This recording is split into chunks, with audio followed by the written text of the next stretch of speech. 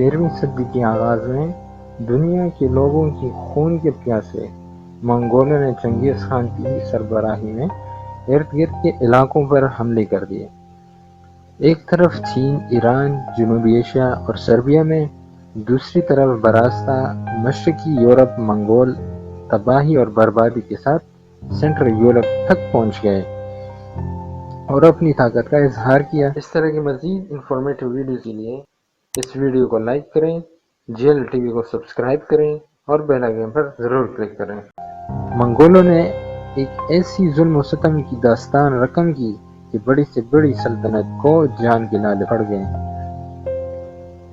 خوارزم سلطنت نے خراساں، عراق، ایران اور شام کے بہت سے علاقے فتح کیے تھے جن پر سلجوق اور ترک بستے تھے۔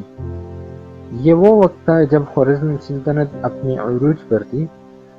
چنگیز خان نے ایک زبردست لشکر کے ساتھ خوارزم سلطنت پر حملہ کر کے اس کا نام صفحہ ہستی سے مٹا دیا۔ اس سلطنت کے ترک قبیلے جو خراساں میں رہتے تھے ہجرت کرنے پر مجبور ہو گئے۔ ان کی اکثریت چرواہوں پہ مشتمل تھی جو جس بھی جگہ سبز زمین اور پانی پا کر اپنے خیمے لگاتے تھے۔ انہی میں سے کچھ قبیلے ایران، کچھ مصر اور کچھ شام کی طرف نکل پڑے۔ ان قبیلوں میں ایک قبیلہ جو باقی قبیلوں کی نسبت تعداد میں زیادہ اور زبردست جنگجو تھا کا نام کھائی قبیلہ تھا۔ ان کے سردار سلیمان شاہ تھے۔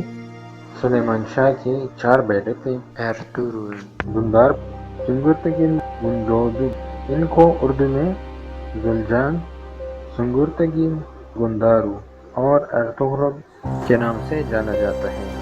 جب ان کا قبیلہ شام کی طرف ہجرت کر رہا تھا، بعض تاریخ دانوں نے لکھا ہے کہ دریا پار کرتے ہوئے سلیمان شاہ دریا میں ڈوب گئے اور جس کی وجہ سے ان کی وفات ہو گئی، جبکہ بعض تاریخ دانوں کا یہ ماننا ہے کہ سلیمان شاہ ہجرت کے بعد اپنے بڑھاپے اور بیماری سے فوت ہوئے۔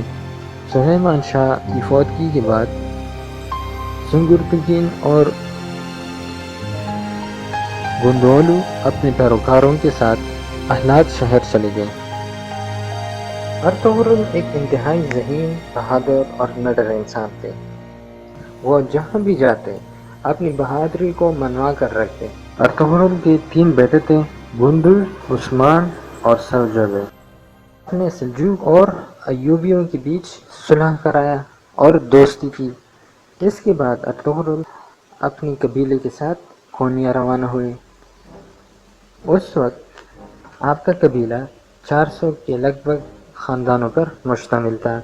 جب آپ کونیا کے راستے پہ تھے تو آپ نے 2 گروہوں کو میدان جنگ میں پایا۔ ان میں سے ایک گروہ دوسرے گروہ پر بازی لے جانے والا تھا۔ ایرطغرل ان دونوں میں سے کسی گروہ کو بھی نہیں جانتے تھے، لیکن ایرطغرل نے اپنے قبیلے کو شکست یافتہ گروہ کا ساتھ دینے کا حکم دیا۔ کھائی قبیلے کو دیکھ کر دوسرے گروہ نے یہ سمجھ کر میدان جنگ سے فرار اختیار کی کہ ان کے دشمن کے لیے پیچھے سے کسی نے بڑا امداد بھیجا ہے۔ جنگ کے بعد فتح یاب گروہ کی کمانڈر نے ایرطغرل سے پوچھا، کیا تم مجھے جانتے ہو؟ تو وہ بولے، نہیں۔ کمانڈر نے پوچھا، تم نے میری مدد کیوں کی؟ ایرطغرل نے جواب دیا، انسانی ہمدردی کی نسبت۔ اس پر کمانڈر بولے کہ میں سلطان علاء الدین کیقوباد سلجوقی سلطنت کا بادشاہ ہوں اور میں تمہیں اس مدد کا بدلہ دینا چاہتا ہوں۔ تو ایرطغرل نے قبول کیا۔ اس طرح ایرطغرل اور ان کے قبیلے کو کاراجدہ، جو کہ آج کے انقرہ کے قریب پہاڑی علاقہ ہے، بطور تحفہ نوازا۔ یاد رہے اس جنگ کا نام بیٹل آف یاسی چمن تھا۔ سلطان نے ایرطغرل کو اجازت دی تھی کہ وہ بازنطینیوں سے لڑ کر ان کے قلعوں کو فتح کر کے سلطنت میں ضم کر سکتا ہے۔ ایرطغرل نے اپنی بہادری سے بہت جلد سب کو متاثر کیا۔ ان کے پیروکار چونکہ سلطان کے وفادار تھے، اس وفاداری کی وجہ سے سلطان نے ایرطغرل کو سوت کا ایک دیہات بھی تحفے میں دیا۔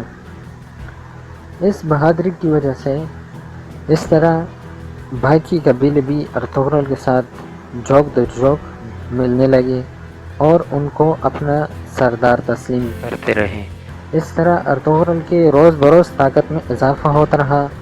اس بڑھتی ہوئی قوت نے سلطان کو اپنی بقا کا سوچنے پر مجبور کیا۔ یہ وہ وقت تھا جب ایک طرف بیزنطین نے کافی صوبے واپس حاصل کر لیے تھے اور مشرق میں منگولوں نے ایک بڑا علاقہ فتح کر لیا تھا۔ اس کے علاوہ سلجوقی سلطنت کا زوال شروع ہو چکا تھا۔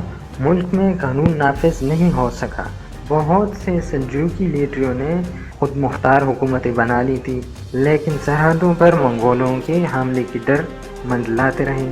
ان حالات میں ارطغرل نے سلطان کے نائب کی حیثیت سے منگولوں اور بیزنطینوں کی یونائٹڈ آرمی کو ینیسیپی اور برسا کے درمیان ایک علاقے میں شکست فاش کیا تو سلطان نے سکھ کا سانس لیا اور ارطغرل کو اس شہر سے بھی نوازا اور ارطغرل کو فرنٹ لائن آرمی کمانڈر تعینات کیا۔ ارطغرل 90 سال کی عمر میں وفات پائی اور 1299 میں سلجوقی سلطنت کا خاتمہ ہوا۔ ارطغرل نے اپنی وفات سے پہلے اپنے چھوٹے بیٹے عثمان کو اپنا جانشین بنایا۔ عثمان والد کے انتقال کے 10 سال بعد خود مختار ہو گئے اور عثمانی سلطنت کی بنیاد رکھی، جو بڑھتی بڑھتی بر اعظموں پر پھیل گئی۔